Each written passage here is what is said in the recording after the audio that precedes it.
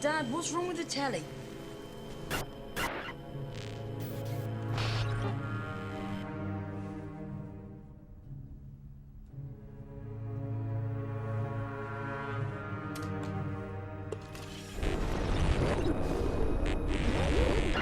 Good evening, London.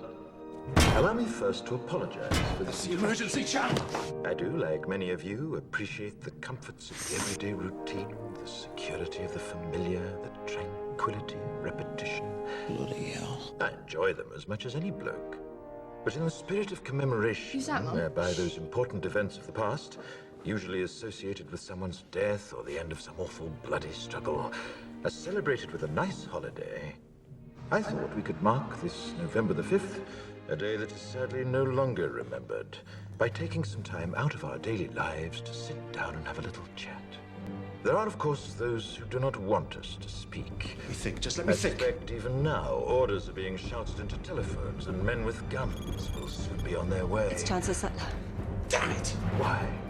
Because while the truncheon may be used in lieu of conversation, words will always retain their power. Words offer the means to meaning, and for those who will listen, the enunciation of truth.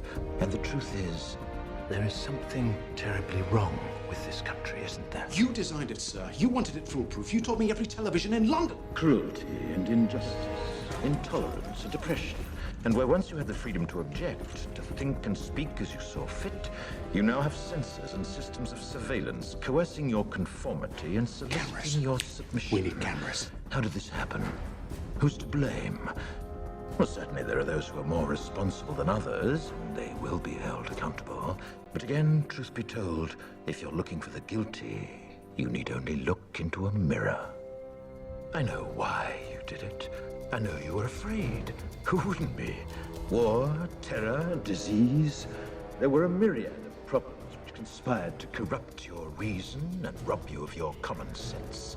Fear got the best of you, and in your panic you turned to the now High Chancellor Adam Sutler.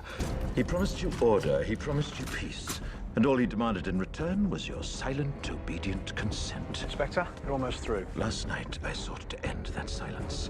Last night, I destroyed the Old Bailey to remind this country of what it has forgotten. More than 400 years ago, a great citizen wished to embed the 5th of November forever in our memory. His hope was to remind the world that fairness, justice, and freedom are more than words. They are perspectives. So if you've seen nothing, if the crimes of this government remain unknown to you, then I would suggest that you allow the 5th of November to pass unmarked. But if you see what I see, if you feel as I feel, and if you would seek as I seek, then I ask you to stand beside me 1 year from tonight, outside the gates of Parliament. And together we shall give them a 5th of November that shall never, ever be forgotten.